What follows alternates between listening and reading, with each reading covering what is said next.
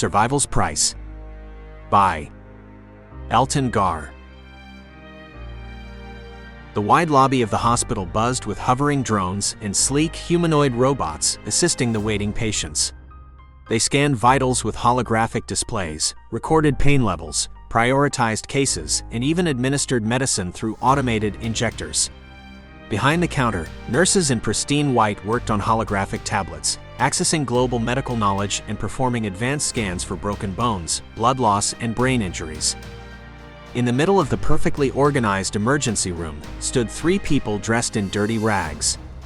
Alex, a woman in her late middle age, glanced around the room, her eyes resting on a child with his mother.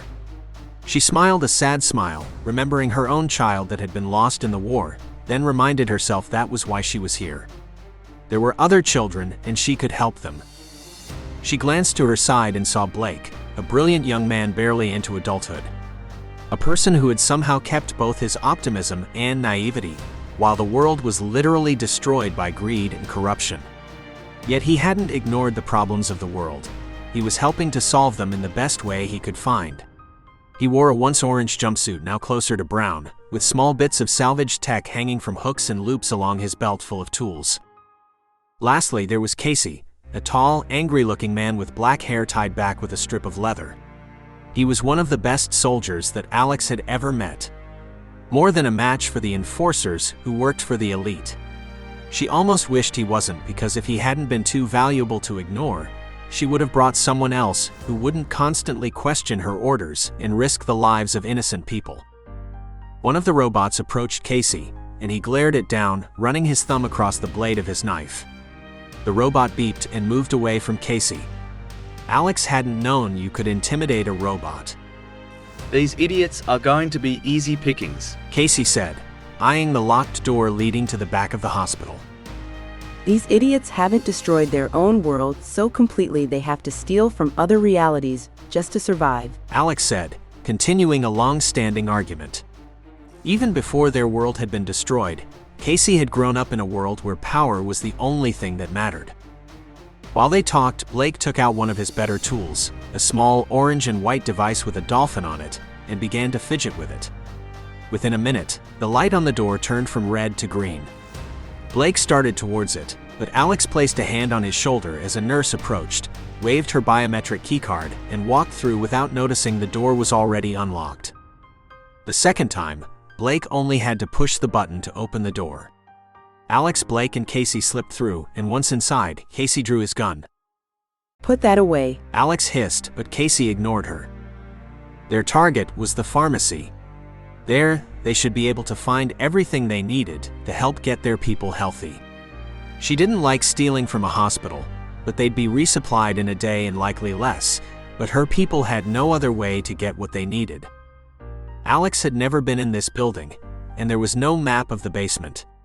But she had been in the twin of this building in her world before it had been destroyed, and by treating this place as the same as that one, she easily led them to an unmarked metal door with a large digital keypad next to it. Blake got past this door in 30 seconds, and Casey slammed it open, drawing his gun again. He began shouting at the terrified pharmacists. Several medic bots were present, and to make his point, Casey shot one of them. She didn't love the gunshots, but Casey had convinced her that if everyone was terrified, they were less likely to do anything stupid that would force them to actually shoot them. We need antibiotics and painkillers, Alex said, tossing a threadbare duffel bag to a terrified pharmacist. Blake added, and tetanus and rabies shots. The pharmacist hesitated, then asked, Do you know the proper procedures? It can make people sick if you're not careful. Alex sighed and said, Casey, put the gun away. He's not going to do anything stupid. Casey lowered his gun, but didn't put it away. The pharmacist visibly relaxed and began filling the duffel bag. Just bring the people here, and we'll give them what they need.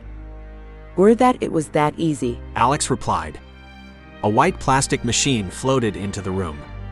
It scanned the room with a wide red laser. Alarms began to blare throughout the hospital. Time to go, folks, Alex said as Blake tapped on his holographic pad.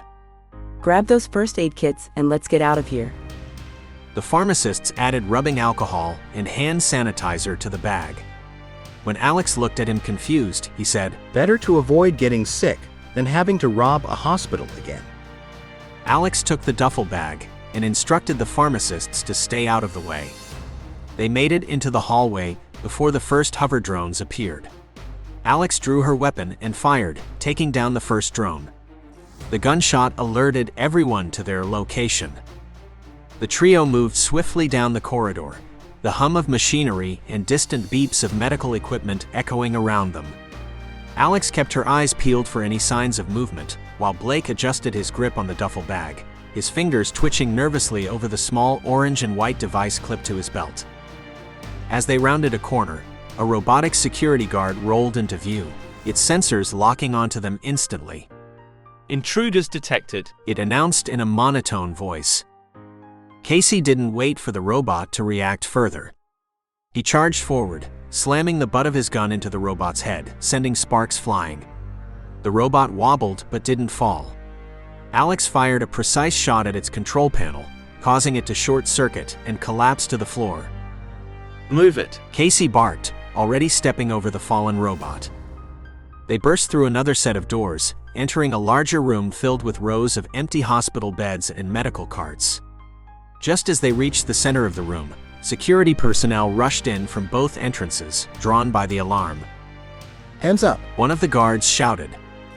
Casey instinctively raised his gun, but Alex grabbed his arm, pulling it down. We're not killing anyone, remember? Casey growled but complied, lowering his weapon reluctantly. Blake, meanwhile, had already dropped to one knee, pulling out his device and tapping furiously on its screen. Blake, can you overload the lights? Alex whispered, ducking behind the best cover she could, but there was no real point. The enforcers in their world would have been armed, but this was hospital security in a wealthy and peaceful society.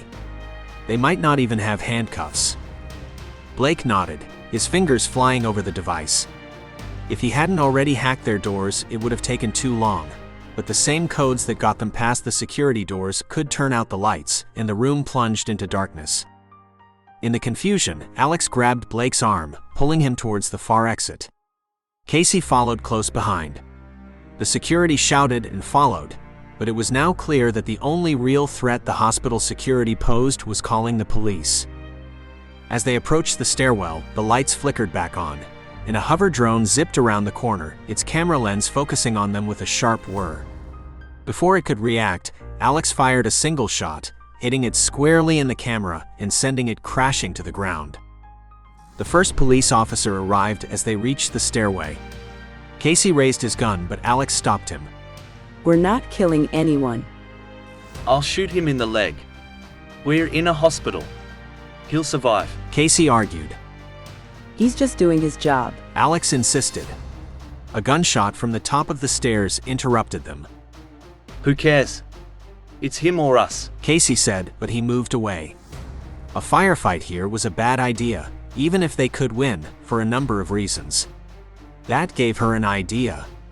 She glanced back and saw a room marked O2. I know how we get out of here, she said.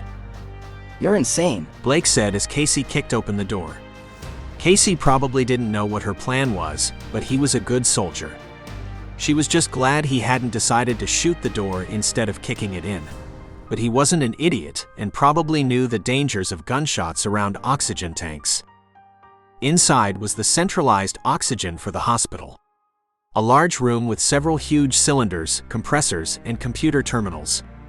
As they entered, a hovering security drone appeared, scanning the room. A hologram of a woman in scrubs materialized. What do you want? She asked. I want everyone to get out of here safely, including you, me, and all the people you're caring for. The way that's going to happen is that you're going to write off a duffel bag full of medicine. Tell the police to clear a path for us, and trust that your medicine is going to do more good where it's going than here. In return, I don't shoot one of these oxygen tanks. The hologram flickered as the camera that was recording the doctor tried to keep up with her movements. That technology had never worked as well as it should have, which was why most people still use screens. I'll tell them. The doctor said. Alex nodded to her team. Let's move. The police are already here, and as soon as we leave the room, we lose our leverage. Casey said. They were going to try to stop us either way. But this way, they're expecting us at the wrong exit. Alex said. They followed the path towards the south entrance until they were on the ground floor. They then turned north and went into one of the rooms. There was an elderly woman in her bed. She cried out, but Alex said, Don't worry, ma'am. No one is here to hurt you. We're just going to use your window.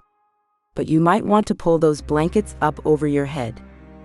The woman pulled the blanket over her head, but before they were fully up, Casey shot the window. A few shards of glass landed on the woman's blanket, but she was fine. Casey went through the window first, then turned so Blake could toss him the bag of medicine. For a brief second, Alex held her breath. Casey had always been more loyal to money than to Alex, and that bag of medicine was worth 100 times what she could pay him. But he simply helped Blake out of the broken window, and then handed him the bag. Once outside, she was once again struck by the beauty of this world. The people here were lucky to have it. But then perhaps it was more than just luck. No one had forced her people to allow the wealthy and powerful to make human life so worthless that when the time came to decide between a scrap of power and billions of lives, the powerful barely even considered the loss of life as a cost. We need to get to that portal, Casey said as Alex slowed to look around. She was frozen, not so much thinking of the beauty, but of what it would have been like to raise her child in this world. She was broken out of that thought by the sirens and began to walk. There was no way they were going to remain hidden. Not armed, covered in soot, and dressed in rags, but she wasn't all that worried. The police of this world would be as soft as anyone who lived in a world where you got free medical care and could buy as much food as you wanted at a grocery store. The real danger was that the elites of her world had been alerted and sent their enforcers because while she and Casey could likely win a fight against them, there were risks. The hospital and police drones were everywhere, so Alex didn't even bother to try to hide from them. It was better to get to the portal fast than to not be seen. The portal wasn't as hidden as she might have liked, but they had very little real control over where it opened. They could try to match places in other worlds. It was one of the reasons that they had come to this hospital. But every world was different in a million small ways. In this one, what should have been the dark corner of an empty warehouse was the center, and the glowing doorway could be seen by anyone who came in. As soon as she entered the warehouse, she realized that might be a good thing. The sirens outside were getting closer, but that was little more than a distraction from the real threat. The 6 men who were guarding the portal. There was no doubt who they were. The police of this world wore bright blue and stood up straight. These men wore armor as advanced as anything in this world, but it was covered in dirt and soot, and unlike the others, they were armed not just with small pistols, but with rifles and shotguns. They were the enforcers of the elite. Men who had sold out everyone for the chance to live just a bit more comfortably. They were in many ways worse than the elite, who hadn't spent their lives with the people they were hurting. That they cared at all about a small raid into this world was absurd. There were an infinite number of worlds, and yet the elite had decided that they needed to control access to all of them because you couldn't be powerful if other people didn't have less than you, and power was the only thing they cared about. Can I at least shoot them? Casey said as he stopped a step behind her. They had fought the enforcers many times, but usually it was just to escape. They simply didn't have the numbers to make a direct fight against them worthwhile. If you can do it before we get trapped between them and this world's police. Alex said, the sirens getting closer. Casey grunted in frustration but held his fire, looking to Alex for a plan. Blake, Alex whispered. Do you still have those flares? Blake nodded, pulling out a handful of flares from his pack. Casey nodded, taking the flares. Ready. On my mark. Alex whispered, positioning herself behind some crates. 3, 2, 1. Mark. Casey lit the flares and hurled them in different directions. The flares burst into bright, blinding light, filling the area with smoke and confusion. The enforcers, momentarily blinded and disoriented, scrambled to figure out what was happening. Move. Alex shouted, grabbing Blake's arm and pulling him toward the portal. They sprinted toward the glowing gateway, dodging gunfire and taking cover where they could. Just as they reached the portal, an enforcer managed to get a clear shot and fired at Blake. Alex saw it just in time and tackled Blake through the portal, the bullet grazing her arm. Casey shot twice as he stepped through the portal. And as soon as his feet hit the jagged terrain of their world, the portal closed. Alex, in pain, took a deep breath and immediately regretted it as the familiar scent of sulfur and ash filled her lungs. With the portal closed, the enforcers would have no way to escape. That would be bad for the police of that world, but with no signs of a portal, they'd just assume they were a criminal gang. Perhaps strange for that world, but it should be enough to keep the elite from taking it out on the serfs who were already barely surviving, at least for a little while. Holding her arm, she glanced around for the team she had left behind. They would have never willingly let the enforcers through the gate, but she saw at least one of the women was still alive. Her hands bound and a large man holding a gun on either side of her. The only thing that had kept Alex, Blake, and Casey alive so far was that the enforcers had been surprised by their sudden appearance. But even in the slowed world of an adrenaline rush, they were turning quickly. Take cover. Alex shouted, diving behind a stack of crates to her left. Blake and Casey followed suit, bullets already flying past them. Casey, who wasn't injured, was already ahead of her. He shot someone she hadn't seen who had been at the top of one of the broken walls as he moved to his left. Then, as he ducked behind cover, he shot a second. Blake drew his own gun. He had been in enough combat situations to remain calm, and while he wasn't as good a shot as Alex and didn't have the killer instinct of Casey, hitting one of the enforcers in the arm. Assuming that they had split their team in half, there were 4 enforcers still there. But the 2 next to the hostage were waiting. That might have surprised Alex, since if they simply fired, they likely could have gotten them in crossfire, but she understood. They were like most enforcers, cowards. And they didn't get paid extra for taking risks. So they'd trust in their plan to use the hostage to keep from being shot unless they were given no other choice. Casey's next shot hit an enforcer in the shoulder, spinning him around and dropping him to the ground. The last enforcer, who was actively engaged, tried to retreat. Blake raised his gun but didn't fire, and Alex was forced to fire, shooting him in the back. Blake looked at her and she said, He'd have called for reinforcements. What makes you think they aren't already on their way? The larger of the 2 enforcers said.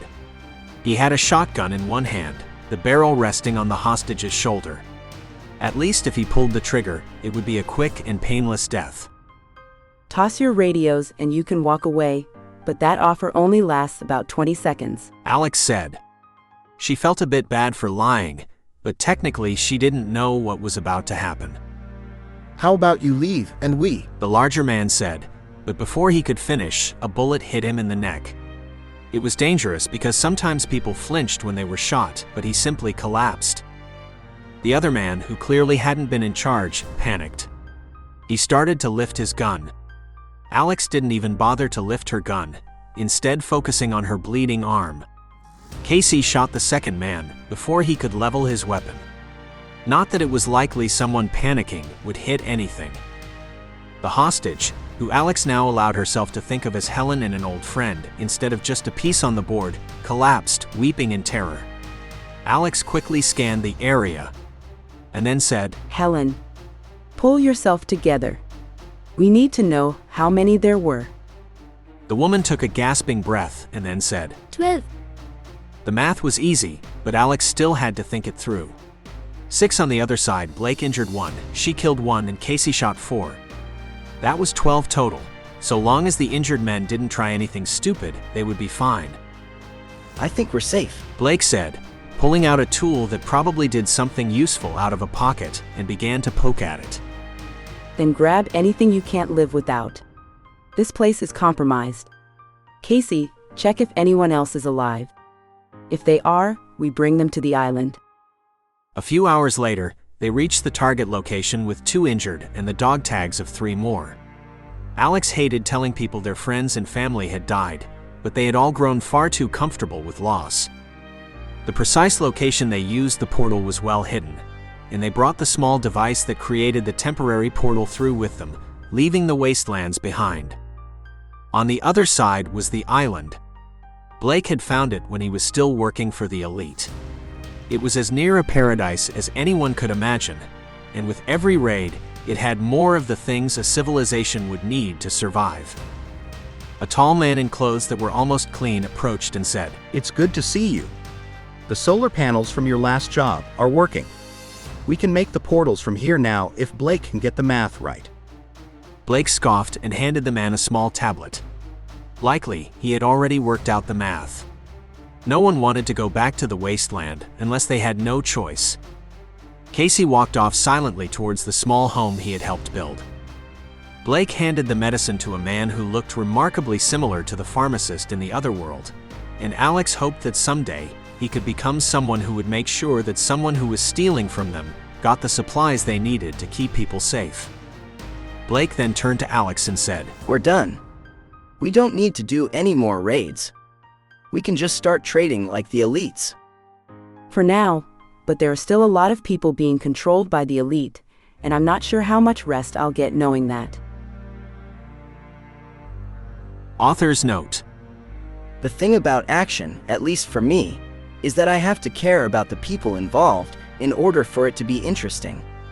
I've watched plenty of action movies where either I didn't care if the protagonist died or didn't believe that anything bad would happen to them. And that makes them a lot less interesting. My goal in this story was mostly to create a fun action-adventure story with some sci-fi elements. But for that to work, I needed to at least make the attempt to create people who had some depth and conflict between each other. That was why the moral dilemma of hurting people in the alternate reality was so important. Overall, I'm fairly happy with this story.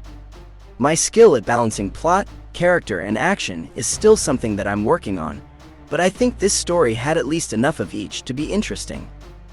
I hope all of you agree. If you enjoyed it, you can get free prose copies of my stories each week by signing up for my newsletter at sci-fi.com, or you can help me create more stories by joining my Patreon at patreon.com/Elton. Thank you. Elton Gar.